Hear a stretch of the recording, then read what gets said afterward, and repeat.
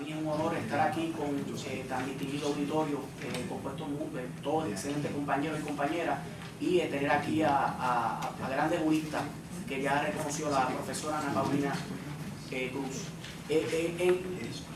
Lo principal aquí es, ahora nos trasladamos de la parte teórica, nos vamos a la parte práctica. Y cómo estos cambios propuestos, porque hay ahora mismo un debate entre Senado y Cámara, y cómo estos cambios propuestos van a incidir de alguna forma en la litigación criminal. Yo lo voy a analizar brevemente desde el punto de vista del Ministerio Público, toda vez que este servidor pues, fui fiscal en la jurisdicción de Caguas por espacio de 5 años. Sé que hay compañeros aquí que fueron fiscales también.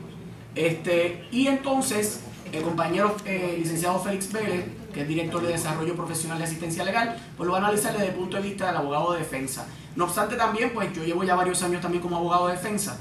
Lo primero que hay que apuntar es que la mayor preocupación de los puertorriqueños, y lo podemos estipular aquí ahora mismo, es la criminalidad. Y ahorita el profesor Fontanet hablaba que el Código Penal es un instrumento, una herramienta, pero que no incide en resolver el problema de la criminalidad. Está ahí para ser utilizado para dirimir o establecer lo que es la conducta delictiva, tipificar delitos, establecer penas, etc. Cuando entró en vigor el código del 2004 de la doctora Nevares, yo estaba en fiscalía en ese momento y recuerdo la conferencia del Ministerio Público, que ya hizo una presentación la doctora, y entonces el problema también estaba esa fue una conferencia que se hizo. Y entonces el problema, primero que yo critico todo lo que es trastocar lo que ya está hecho. Cuando uno empieza a trastocar una figura tan importante como el Código del 2004, que lleva tan poco tiempo, y entonces, como dicen los compañeros, traer figuras o articulados del Código Penal que se derogó del 74, sin menospreciar el valor jurídico que tenía aquel estatuto, pero en este momento entrar en ese tipo de cambio y en esa dinámica, pues evidentemente es desde el punto de vista jurídico, pues es bien complejo. Ahora, el debate en el Senado y en la Cámara, como dijo la profesora Cruz, era la cuestión del aumento de pena. Si en un articulado había una pena de 10, ellos le ponen 20. Esto no resuelve la criminalidad, pueden discrepar de mí algunos, pero la realidad es que no resuelve el problema. Incluso lo que hace es que, a mi juicio, lo puede agravar. Ahora, en términos de las ponencias del Departamento de Justicia, todo lo que el Departamento de Justicia, Ana Paulina y yo lo discutíamos, todo lo que pidió el secretario se lo dieron. Todo lo que pidió. Entonces, la labor del abogado de defensa, y eso lo discutirá Félix, pues evidentemente se hace más difícil. Y eso tenemos que sumarle también la situación económica que vive el país, para entonces el abogado de defensa pueda hacer su trabajo o la carga que pueda tener asistencia legal. Ahora, el Ministerio Público, cuando hablamos de intención o negligencia, los casos yo siempre sostuve que se ganaban en la investigación. Un caso no se puede ganar. Yo recuerdo cuando era fiscal, llegábamos y yo tenía la costumbre de llamar los expedientes el día antes, o 2 días, bueno, 2 días antes, porque era el calendario que se establecía. Y era como me sentía como ir a Irak. Era como ir a Irak. Y entonces tú tenías que trabajar con una realidad de que los casos venían mal investigados en su mayoría. Hay muchos agentes muy profesionales, etcétera, pero tenemos que atender la realidad que vive el país y mucho del trabajo que se hacía no venía en una correlación en la investigación y luego en el procesamiento, porque estamos activando un sistema. Estamos activando a un policía, luego a un fiscal, una taquígrafa, con todo lo que eso conlleva en términos de gastos al erario público y gastos de nosotros los contribuyentes. Ahora, para la tramitación del caso al fiscal se le hace con estos cambios más sencillos, y el fundamento, la justificación que lo apunté aquí era para la protección de la sociedad. Y para mí es un contrasentido, porque el problema de la criminalidad es un problema más profundo. Y tras tocar el Código Penal del 2004, trayendo figuras del Código del 74, que todavía no sabemos qué va a pasar, pero ese tranque legislativo y lo que quiere la Cámara, que principalmente es las cuestiones del asesinato en primer grado, también los crímenes de odio, que es un tema bien novel, porque hay que definir bien lo que es los crímenes de odio. cuando alguien asesina a un homosexual, si de ordinario se da los elementos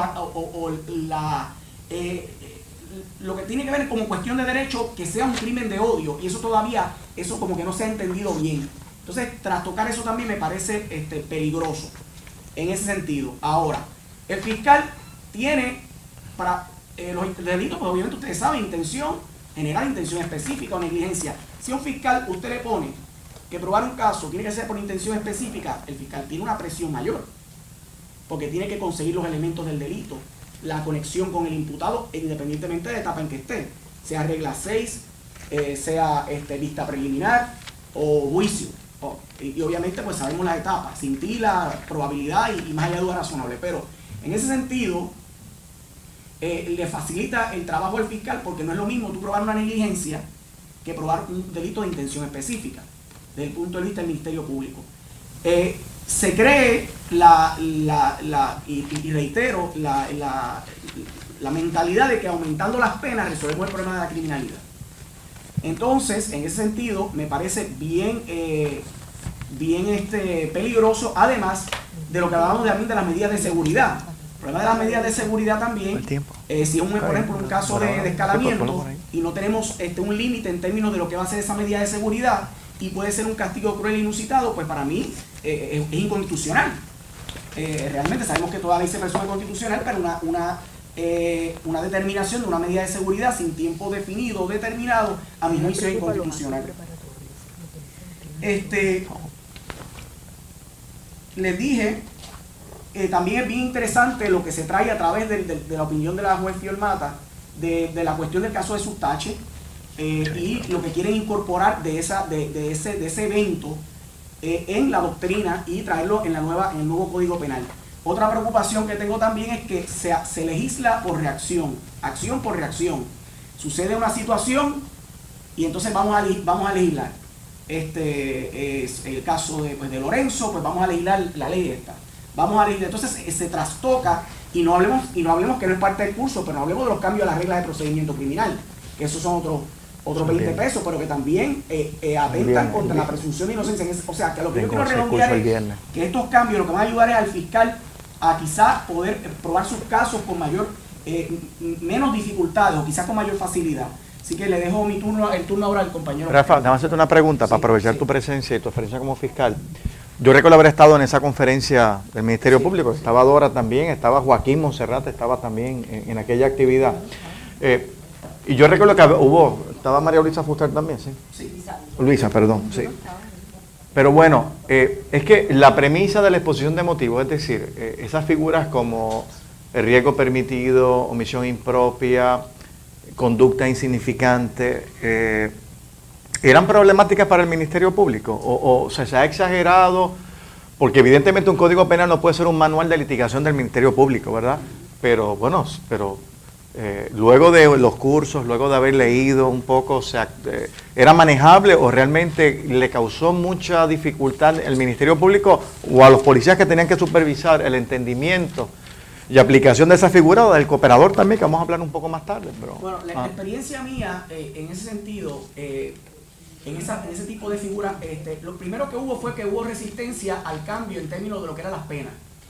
Es decir, de primer grado, segundo grado, tercer grado, eso hubo resistencia. Yo recuerdo de reuniones en fiscalía que había pero no era resistencia a la obra jurídica como tal, sino a los cambios que se iban a producir en términos de la producción de la denuncia, cómo iba a ser el pliego acusatorio, luego de que se permitiera el luego de vista preliminar, pero todo ese tipo de figuras, el fiscal como regla general, en el día a día no las trabajaba. Ese tipo de casos, o trayendo ese tipo de figuras o esos planteamientos, y yo venía de una jurisdicción bien contenciosa, pero no era lo que se estilaba en términos de erradicación de cargo o utilizar algún tipo de figura. Estaban ahí, pero no como que se le cogía miedo. Ese punto. Okay. Feli, adelante. Sí, buenas tardes a todos. Yo les voy a estar hablando en la experiencia práctica, cómo estas medidas en aquellas cosas que realmente afectarían la litigación. Yo me resisto a llamar esto un código penal, porque, y así yo lo dije en una ocasión en la literatura, esto no es un código penal, Esto es un proyecto de enmienda a un código penal. Porque ellos lo que hicieron, la legislatura se reunió, trabajó unas enmiendas de un código que ya existe, para hacer unos cambios, para satisfacer la opinión pública de alguna gente, o para cambiar aquellas cosas que a los legisladores y a sus asesores no les interesaba o no les convenía. Asistencia Legal históricamente, ¿verdad?, ha participado en estos trámites de aprobación de código. Yo he tenido la oportunidad de trabajar desde hace muchos años. Recuerdo el código de principios de los 90, que para entonces yo presidía la Comisión de Derecho Penal del Colegio de Abogados, y trabajamos mucho tiempo, esos 2 años, con la doctora Nevares en aquel código, que se trabajó, se hicieron encuestas, o sea, fue un trabajo de mucho tiempo previo a sentarse a lo que es la redacción de un código. Un trabajo de campo y de estudio.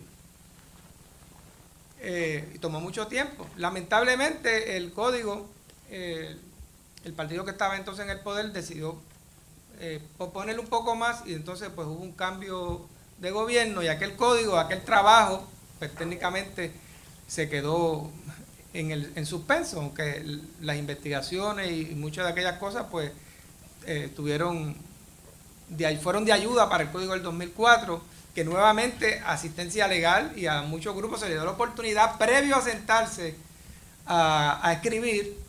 Se hicieron vistas, se trajo personas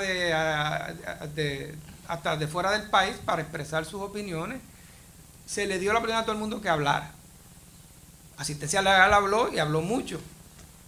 Obviamente no todo lo que Asistencia Legal propone es acogido, y hubo muchas áreas que nosotros dimos unas batallas y no pasaron. Posiblemente no tanto por el grupo de trabajo del Código Penal, sino es por las exigencias que tienen los legisladores, que ellos visualizan los códigos pensando en votos, pensando en política, y no pensando en qué es lo que le conviene al país, porque lamentablemente así es que se legisla. Y yo lo he dicho públicamente, porque yo, como no me tapo para decir las cosas, el problema no es exclusivo de los legisladores. Yo pienso que es el grupo de asesores que se buscan, que tienen un desconocimiento total de lo que es el derecho, de lo que es el campo criminal. Con esto de las medidas de seguridad, lo que han hecho es una barbarie. Porque han enmendado las reglas de procedimiento criminal, y definitivamente en la legislatura de Puerta de Tierra y sus asesores, ellos no conocen ni siquiera la diferencia entre lo que es incapacidad mental y lo que es procesabilidad. Confunden ese concepto y han hecho una mezcla, y han hecho una enmienda a la regla 241, que es inconstitucional, de su faz inconstitucional, porque es contrario al caso de Jackson versus Indiana, que es del año 92, me parece, 82, yo sé que tiene muchos años, 82. Jackson versus Indiana, ahorita más adelante le puedo dar la cita, porque ahora, esto de la medida de seguridad, que no tenga tiempo ahora, ya lo introdujeron en las enmiendas a la regla 241. Claro, ellos hacen referencia, sujeto a lo dispuesto en la sección 4719, que es del Código Penal, que es la que habla de medida de seguridad, pero la que habla de que la medida de seguridad no puede ser por un tiempo mayor, ¿verdad?, de la pena, es la 4720. Claro, esto está sujeto a interpretar. Podemos decir que si la 4719 hace referencia a la 4720, pues entonces debe tener término. Pero a lo que ellos van dirigidos es a eliminarla. A eliminar que sea por tiempo indefinido, porque ya lo están dejando ver en las enmiendas a la regla de procedimiento criminal. Que yo no les voy a hablar aquí de la regla de procedimiento criminal, porque eso es otro tema aparte. Por fortuna, era un bloque de enmiendas a la regla de procedimiento criminal que metían miedo. Por fortuna, muchas de ellas pues no se aprobaron. Una de ellas le daba al autor, el que iba a decidir si el caso era por jurado, no era el acusado, era el fiscal. Había que pedirle, para tú renunciar al jurado, había que pedirle permiso al fiscal. Pero esa la tienen ahí en tintero, porque ahorita la van a traer. Porque la intención es traerla propiamente. Lo que pasa es que esta época no es muy propensa para que traer medidas conflictivas. Pero trastocaron, ¿y por qué yo digo que trastocaron? Ustedes saben que la 241 es la regla que administra las medidas de seguridad, dispuesta para los incapacitados, los que son absueltos por locura, para los que se le aplica el trastorno mental transitorio, que ahora lo sacaron de la medida de seguridad. Yo no sé si lo sacaron porque es que piensan eliminar esa defensa o es que ellos entienden que no es necesaria o realmente no. Lo de la impulso irresistible. Estoy hablando de la regla 241. Pues miren, ustedes saben que procesabilidad es una persona que no puede ser sometido a proceso judicial porque no entiende el procedimiento, no puede cooperar con la defensa, no conoce el contenido de la acusación, no conoce quiénes son los componentes del sistema, no sabe para qué está el fiscal, no sabe para qué está el juez. Es una persona no procesable. Pero hay personas que están no procesables indefinidamente. Esos son los que se llaman no procesables permanentemente. Que en Puerto Rico eso ha sido una batalla de años, porque los jueces se niegan a aplicar eso. Y yo lo digo por experiencia, porque en mis años allá, desde finales de la década de los 80, que empezamos nosotros a plantear Jackson versus Indiana, los jueces se resistían a aplicar Jackson versus Indiana. Claro, yo tuve un caso que no fue el mejor del mundo para plantearlo, porque era un felony murder con una violación, y no era el mejor caso para yo recurrir al Tribunal Supremo. Pues mira, tardó como 25 años de que el Supremo reconociera que los no procesables permanentemente, el caso hay que archivarlo. No es mandarle una medida de seguridad como pretende la legislatura ahora. Eso está basado en Jackson versus Indiana. Y en Puerto Rico eso se acogió con el caso de Dionisio Santiago Torres. Perdón, Pueblo versus Dionisio Santiago Torres. Ahí se acogió que se pudiera aplicar también en Puerto Rico. Jackson lo que dice es que si una persona es declarada no procesable permanentemente, el caso hay que archivarlo, y si hay peligrosidad hay que someterlo al procedimiento civil, que en Puerto Rico es la ley de salud mental. Pero ¿qué pasa? Que la legislatura parece que dicen en salud mental lo tienen allí 72 horas, le dan una pastilla y lo mandan para la casa, pero la legislatura parece que no quiere eso, quieren tenerlos permanentemente ingresados en un hospital psiquiátrico.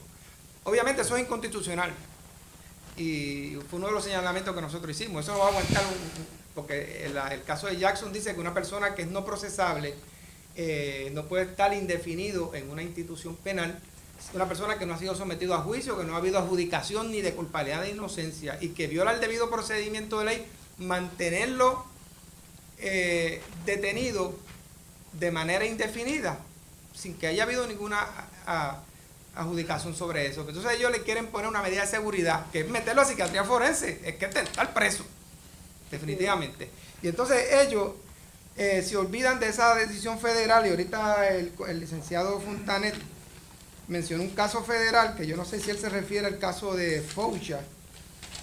Dime nombre del estado y te digo. Si te voy a decir ahora, lo tengo por aquí. Es Luisiana. Que es un caso que dice que es inconstitucional mantener a una persona internada indefinidamente cuando ya no se dan los criterios de incapacidad y peligrosidad. Eso fue un caso de una persona que decían que era medio antisocial. Como eres antisocial, pues te quedas ahí. Te declaramos peligroso perdón, y te dejamos detenido. Tengo el caso por aquí, se lo voy a dar ya brevemente, que en el caso de las medidas de seguridad. Y entonces le traigo eso porque por ahí es que va la tendencia de la legislatura. El que les mencioné primero, Jackson versus Indiana, es 406 US 715 del año 72. Ese es el que habla de los no procesables permanentemente. Y el de Puerto Rico es Dionisio Santiago Torres, Pueblo versus Dionisio Santiago Torres, 154 DPR 291. Después de 25 años, el Supremo por fin reconoce a los no procesables permanentes. Y yo no pierdo la oportunidad en los foros de hablar de estos casos, porque por ahí hay jueces que les gusta invitar a los abogados cuando tienen una persona que está no procesable o no procesable, y a veces hasta por un caso menos grave, le dicen al abogado, mira, ¿por qué no estipulamos? Vamos a estipular que abogado y fiscal que esté incapacitado mentalmente y lo mandamos a una 241. Es una medida que hay que tener mucho cuidado. El abogado no debe prestarse para eso, porque el abogado puede tener problemas en el futuro, porque si no pasa nada y lo mandan para un hogar y eso, no hay problema. El problema es que al cliente le pasa algo en una institución y alguien diga, adiós, pero si este era un no procesable permanentemente, ¿por qué está una medida de seguridad? Porque la medida de seguridad es para el que va a juicio, para el que es absuelto por incapacidad mental. Que presupone, para tú ir a un juicio, presupone que estás procesable porque tienes que renunciar a un jurado, es lo mínimo. Y a veces ese tipo de acuerdos se hacen por ahí, y yo siempre le digo, porque todavía hay jurisdicciones por ahí, pasas el peaje de Cagua por allá, y lo hacen. Y yo he llamado la atención porque mientras no pase nada no hay problema. El día que pase algo es un problema, porque te lo mandan a la 241 y después te lo dejan ahí indefinido. Que en Puerto Rico se está mal utilizando mal la 241. Y ahora la legislatura le ha puesto el sello mandando a los improcesables para allá. ¿Ustedes saben por qué los jueces no quieren aplicar Jackson versus Indiana? Porque tienen que archivar el caso. A los jueces y a los fiscales les duele tener que archivar un caso. Y entonces por eso es, y a veces hay casos, y el caso que yo les mencioné ahorita, la persona estuvo no procesable. Sin mentirle, tuvo 10 años para que al final viniera un juez. Pasó por todos los jueces administradores, llegó este juez administrador, yo le dije, bueno, ¿qué pasa con este caso? Que no ha habido un juez que aplique la ley. Entonces, finalmente, después terminaron archivando el caso. Claro, no era el mejor caso para recoger porque los hechos, porque ese es otro problema en Puerto Rico. Los casos de prensa son los que motivan todos estos hechos. Y esos son los que ponen a prueba los códigos penales. Todo esto del cooperador y todo esto del concepto garante que le habla Julio. Si no hubiese sido el caso famoso ese, el video de Humacao, ese caso posiblemente hubiese sido un caso común y corriente. No hubiese, posiblemente, ni se hubiese sometido. Y a lo mejor ni los jueces encontrado culpable a nadie por cooperador. Pero quizás más adelante hablamos un poquito más de eso y las consecuencias que eso tiene. El caso que les dije, que Foucha versus Luisiana, 504 US 71 del año 92. Ese caso establece que viola el debido proceso de ley mantener a una persona interna bajo una medida de seguridad sin que coexistan la condición de incapacidad mental y la peligrosidad del individuo. Lo que pasa en instancia, y ustedes los que van por ahí, se da la siguiente situación. Es una situación real y social. Hay veces hay personas que no tienen quien se haga cargo de ellos. Entonces, ¿qué es lo que hacen? Lo siguen dejando en 241. 241 detenidos porque no hay un familiar, no hay nadie que se haga cargo de ellos. Y a veces tienen seguro social y entonces los mandan a un hogar y el hogar cobra del seguro social y los mantienen internados en una medida 241 indefinidamente. A veces con un caso que a lo mejor si hace una alegación de culpabilidad salía mejor. Por eso, yo a la defensa de incapacidad mental la llamo y la pongo en el grupo de las defensas que matan. Hay defensas que matan. Yo antes de someter a una persona en una medida de incapacidad mental, busco alguna otra medida de sacarlo. Porque la regla de 241 es una trampa. Es una trampa y con lo que viene en enmienda al código, la trampa todavía va a ser mayor. Porque te lo van a dejar indefinido. ¿Sí?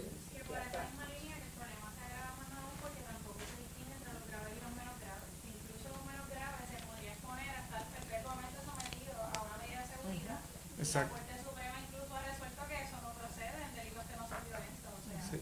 Sí, exacto. Un caso menos grave que no lo podían negociar una multa.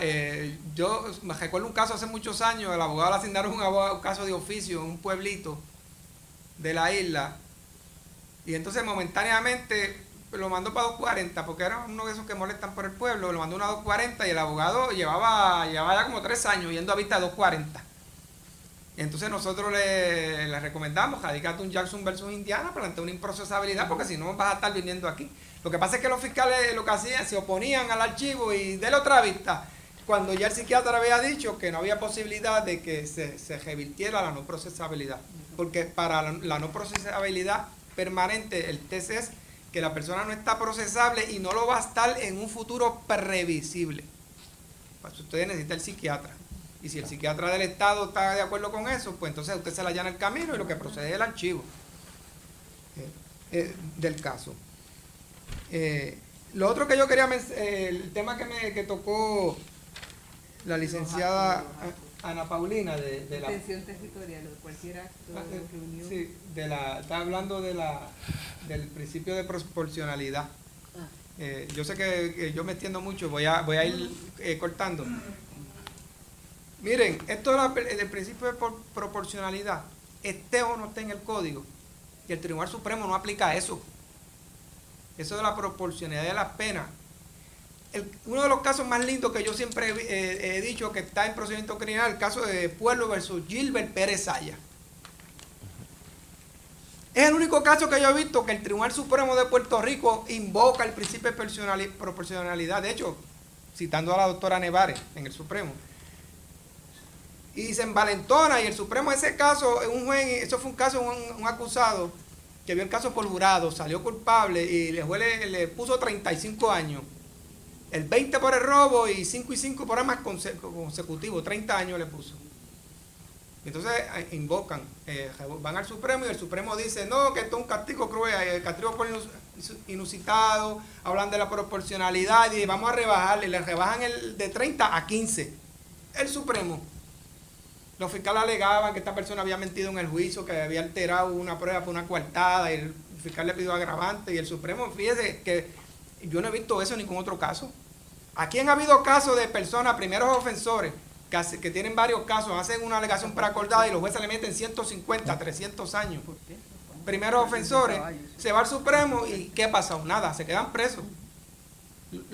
Como en el argot que usamos nosotros en los abogados allá en la calle, decimos lo apagaron. Por eso yo digo, entonces en las mociones de reconsideración de sentencia yo siempre cito a Gilbert Pérez Saya.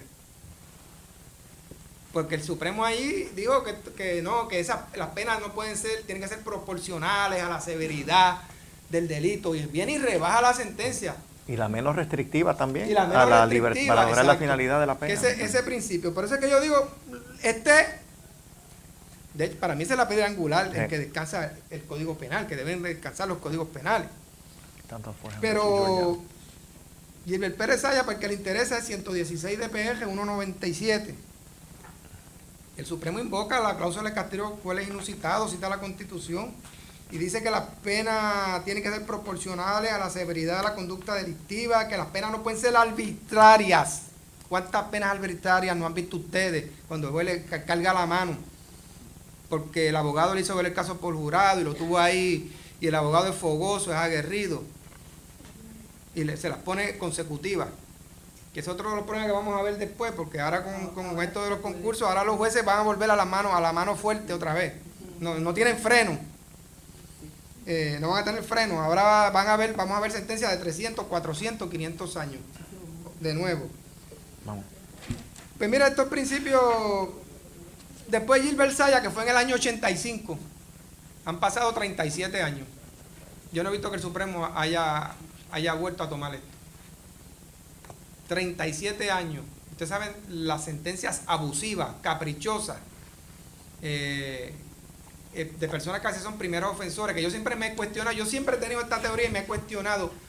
El ordenamiento jurídico de Puerto Rico, la pena más severa que contempla es a una persona que la declaren delincuente habitual. Esa es la pena más horrenda. Pues un delincuente habitual puede salir en libertad bajo palabra a los 30 años. Entonces una persona que es primer ofensor, se cogió varios robos por ahí a los 18, 19 años, como sé de caso, vino un juez y lo apagó, le metió 100 y pico de años, 150, 160 años. Pues está peor que uno que lo declararon delincuente habitual. Yo siempre me he cuestionado si hay una igualdad y hay equidad en eso, de que uno que es delincuente habitual, que tiene una tendencia a delinquir, está en una mejor posición de uno que realmente un delincuente habitual. Sí, esa es la otra parte. Ok. Déjenme ver qué otra cosita tenía para añadir sobre esta parte. Y creo que de estos temas que hemos tocado.